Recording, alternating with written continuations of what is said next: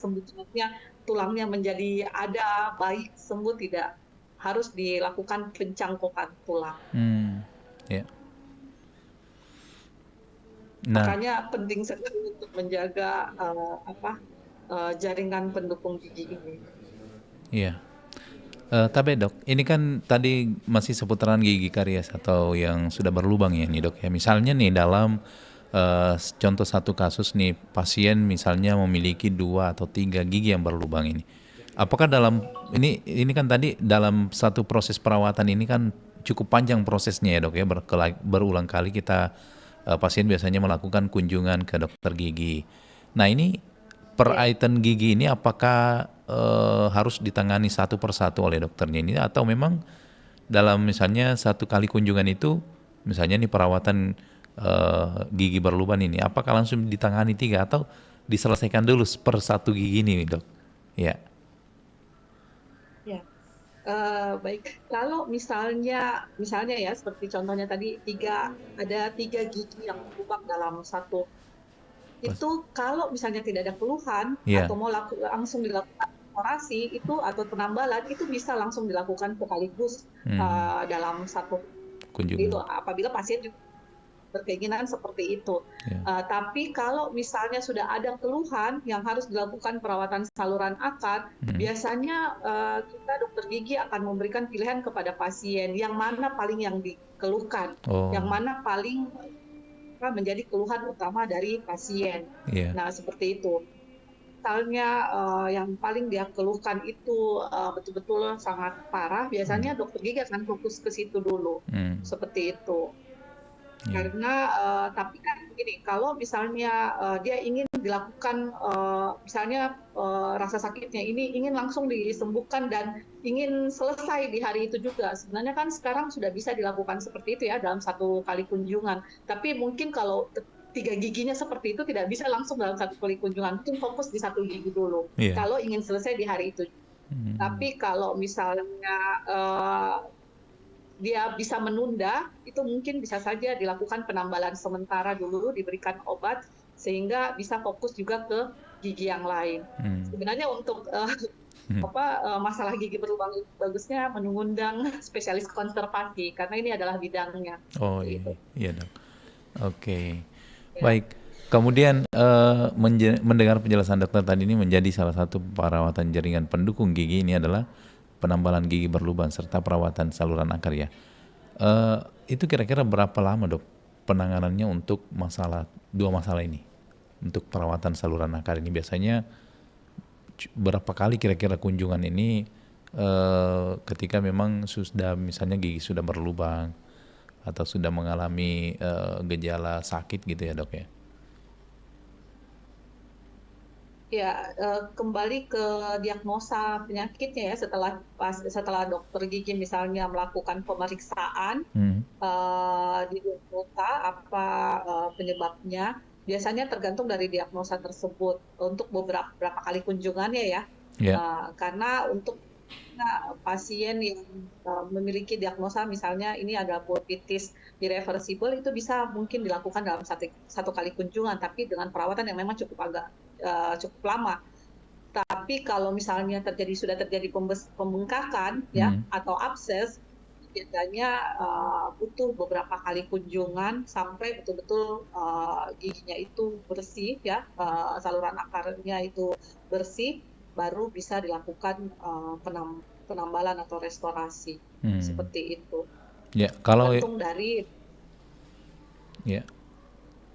Kalau selama ini dok yang sering dialami oleh pasien itu apa nih rata-rata yang sering banyakkan pasien yang mengalami kelainan pada jaringan pendukung gigi itu di bagian mana ini dok yang sering ditangani? Iya, kebanyakan pasien yang datang tentu saja untuk ini ya masalah di jaringan pendukung gigi itu adalah adanya karang gigi. Ya. Ya. Jadi hampir ini ya 80% pasien datang ke klinik itu ya masalah utama dari jaringan pendukung gigi itu yaitu adanya karang gigi. Ya. Meminta untuk dilakukannya pembersihan karang gigi atau scaling. seperti itu. Sedangkan untuk kegoyangan gigi itu biasanya banyak terjadi pada pasien yang sudah lansia, ya, Hmm.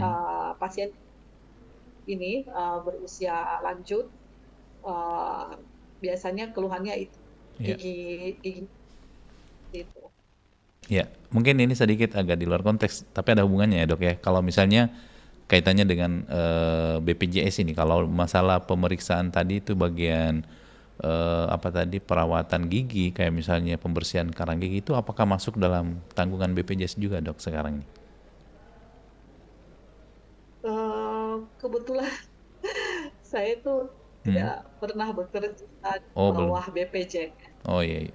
jadi jujur kurang Tahu tahu ya. Oh iya. apa scaling itu Hmm. menjadi tanggungan BPJS atau tidak. Karena dulu pun waktu saya di rumah sakit pendidikan, Iya. itu nanti di rumah baru dilakukan pembersihan karang gigi. Jadi kalau di vaskes pertama saya kurang tahu apa Hmm. dilakukan karang gigi atau tidak, Oh iya. seperti itu.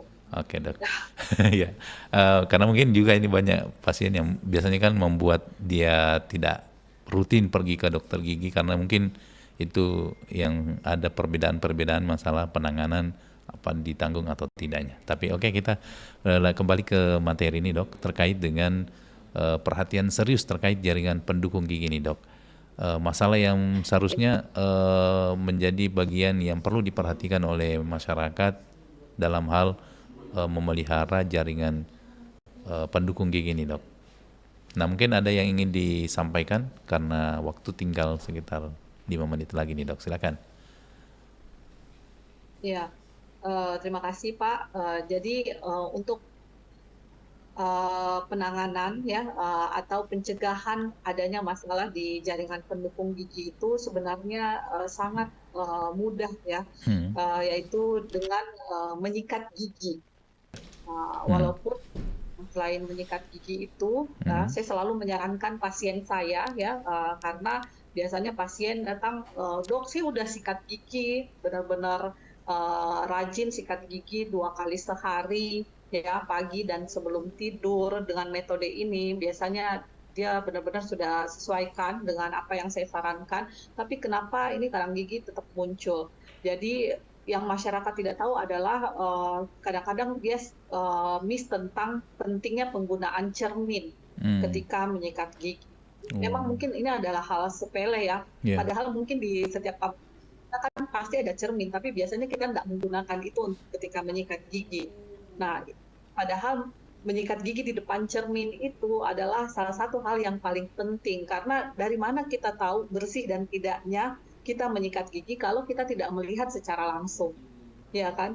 Jadi ini yang menjadi tambahan ya, tambahan bagi biasanya saya menyarankan pasien untuk menyikat gigi lah di depan cermin.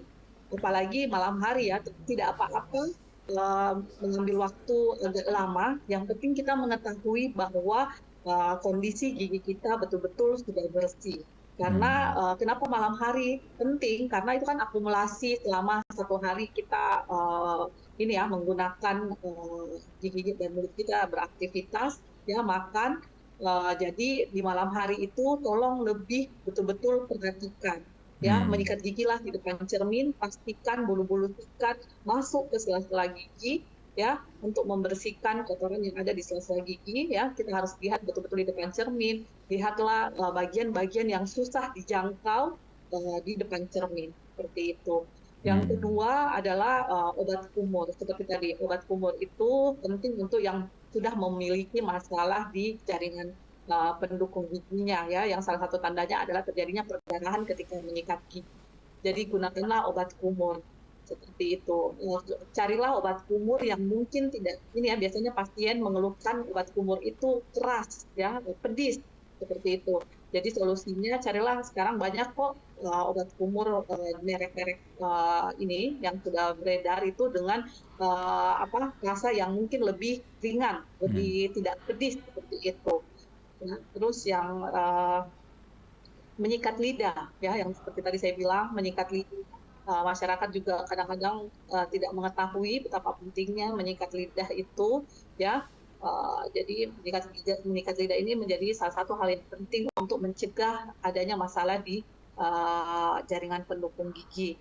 Terus makan makanan yang berserat ya, buah ya, sayuran seperti itu. Jangan terus-terus mengkonsumsi makanan manis ya, makanan yang lunak-lunak itu sebaiknya tidak banyak dikonsumsi ya. Terus lakukan kunjungan rutin ke gigi, hindari merokok, itu juga adalah hal yang penting untuk ditetapkan. Seperti itu sih. Baik. Baik, terima kasih Dok atas pencerahannya di pagi hari ini. Berbagi informasi akhirnya banyak hal-hal yang berkaitan dengan kesehatan gigi dan mulut yang awalnya kita tidak tahu jadinya tahu. Mudah-mudahan ini bisa membangun kesadaran juga ya bagi pendengar kita dan pendengar kita yang saat mendengarkan acara obrolan kali ini. Terima kasih sekali lagi Dok atas waktunya. Semoga apa yang kita perbincangkan ini membawa kesadaran bagi masyarakat untuk lebih sadar lagi memperhatikan perawatan jaringan bagi pendukung gigi. Assalamualaikum warahmatullahi wabarakatuh. Waalaikumsalam warahmatullahi wabarakatuh. Terima kasih.